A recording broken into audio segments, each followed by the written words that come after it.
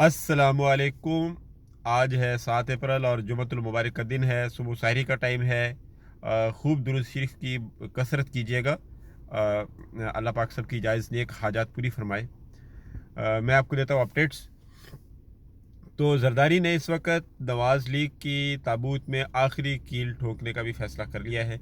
Parliament का इजलास हुआ है। इसके अंदर उन्होंने सरीहन सुप्रीम कोर्ट के ख़िलाफ़ एक करारदाद मंजूर कर ली है। इसके अंदर कोई भी पीपल्स पार्टी का ना तो कोई सरबराह शामिल है, ना ही उनका कोई मेन जो पार्टी का लीडर है वो भी शामिल है। तो उन्होंने सरीहन इस वक्त नवाज़ लीग से आइन की खिलाफ वर्जी करवाने का फैसला किया है। इसका सीधा सीधा नुकसान सिर्फ नून लीग को होगा।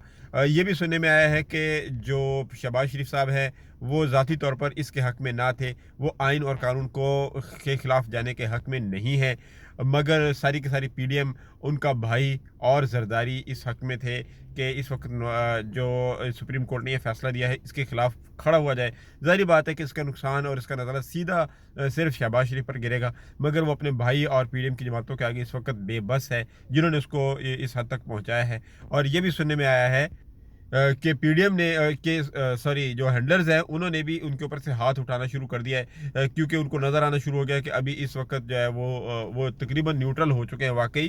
क्योंकि उनको नज़र आना शुरू हो गया है कि इस वक्त इमरान खान के ख़िलाफ़ सरीहन जाना या आइन की खिलाफ वर्जी करना, ज़ाहिर बात है कि वो एक आइनी इदारा है और वो तो सीधा सीधा आइन की खिलाफ वर्जी नहीं करेगा और वो फ्रंट पर आके बिल्कुल आइन के आगे आके खड़ा नहीं हो जाएगा।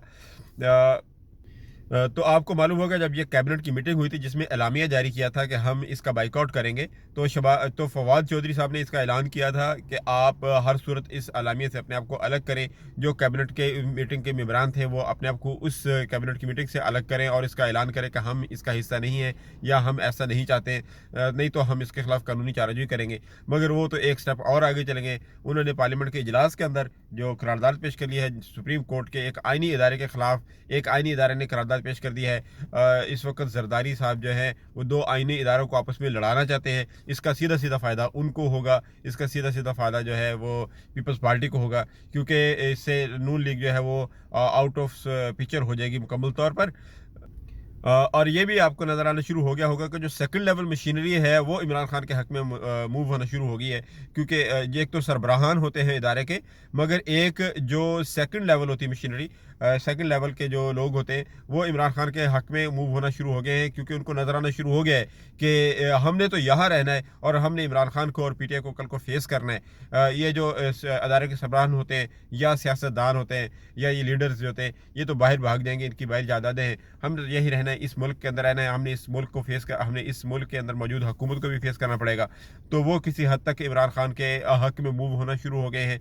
हालात बहुत ज़्यादा सारे जो है वो इमरान खान साहब के और पीटीआई के हक़ में होना शुरू हो गए हैं। ये जो उन्होंने ये पार्लियामेंट का इजलास हुआ है जिसके अंदर उन्होंने सुप्रीम कोर्ट के खिलाफ जाने का फैसला किया है, ये इंतहाई गलत कदम है, ये सरीहन आइन की खिलाफ वर्जी है। इसके ऊपर उनके ऊपर कॉन्टेम्प्ट कोर्ट भी लगेगी और आर्टिकल 6 लगने का भी अंदेशा है। तो अब जो है सुप्रीम कोर्ट ने इस बात का हुक्म दिया था कि 10 तारीख तक गवर्नमेंट पार्शली या टोटली फंड्स जारी करेगी इलेक्शन कमीशन को। इलेक्शन कमीशन ने अपने शेड्यूल का दोबारा से ऐलान कर दिया है और इलेक्शन कमीशन ने दोबारा से ये ऐलान किया है कि इलेक्शन जो है वो सुप्रीम कोर्ट के बताए हुए हुक्म के मुताबिक ही होंगे।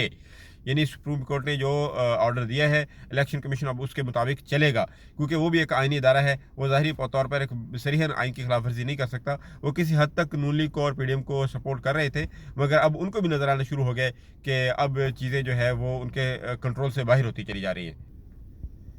तो अब देखना यह है कि 10 तारीख को क्या गवर्नमेंट इलेक्शन कमीशन को फंड्स जारी करती है या नहीं करती। अगर तो 10 तारीख को ये फंड्स जारी करते हैं, इसका मतलब है कि जो वो बातें कर रहे हैं वो सिर्फ ढकोसले हैं, अंदर से वो पूरी तरह से डर चुके हैं और वो इस वक्त हार मान चुके हैं। और अगर वो फंड्स जारी नहीं करते तो इसका मतलब यह है कि जरदारी अपनी गेम कर चुका है और उनके ऊपर नून लीग के ऊपर या सीधी सीधी वज़ीर आज़म के ऊपर कॉन्टेम्प्ट ऑफ कोर्ट लगेगी और आर्टिकल 6 भी लगेगा, वो नाअहल भी होंगे और उनको सज़ा भी होगी। दूसरी तरफ जो पीटीआई ने अपने जो शाह महमूद कुरैशी साहब हैं, असद उमर साहब हैं, उनको एक्टिव कर दिया है, जो बड़े बड़े खटक साहब हैं उनको मेम्बरान को सबको एक्टिव किया है कि इस वक्त सियासी जमातों से रब्ता बढ़ाने शुरू करें, वापस से मेल जोल बढ़ाना शुरू करें। सियासी जमातों को भी नज़र आना शुरू हो गया है कि आने वाली अब गवर्नमेंट, आने वाला इन्वायरमेंट जो है वो पीटीआई का है। تو جو بھی اس کے اوپر اپڈیٹ ہوتی ہے ہم انشاءاللہ آپ کو اس کے اوپر مزید اس کی اپڈیٹ دیں گے. اپنی دعاؤں میں خاص دعاؤں میں یاد رکھیے گا. السلام علیکم ورحمۃ اللہ وبرکاتہ. چینل کو لائک اور سبسکرائب کرنا مت بھولیے گا.